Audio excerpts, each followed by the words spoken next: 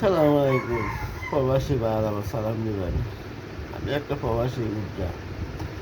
প্রবাসে কাজের কোনো কষ্ট নাই, শুধু খালি প্রবাস যে নামটা এটি কিন্তু কষ্ট। কষ্ট হলো তো টাকা পয়সা কামাতে হবে ভাই, বাড়িতেও দিতে হবে। আর দেশের কাজের মধ্যে কোনো কষ্ট বেশি, কিন্তু সবাই কিন্তু করা না। এই যে 18 বছর বিদেশ করেছি ভাই, অত সম্ভব সব শেষ হয়ে গেছে। ওখানে যা ওই উঠে আসি চলি। আমি যে একজনের বদলি দিই, একজনে বলবে যে এত বছর বিদেশ করে তুই বদলি দেস ভাই, সহ্য হইতো না ভাই কথা। ওই মৃত্যু হইব আল্লাহ, একটা প্রেশার হলে 200 উপরে প্রেশার, শুধু টেনশনে। তবে মনে হয় বেশি দিন বাঁচতাম না।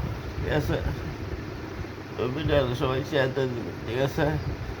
কষ্ট, কষ্টের কোনো শেষ নাই প্রবাসী ভাই, কষ্টের কোনো শেষ নাই। যাই কিছু কামা নিজের সম্বল রেখে রেখে দিয়েন, ঠিক আছে।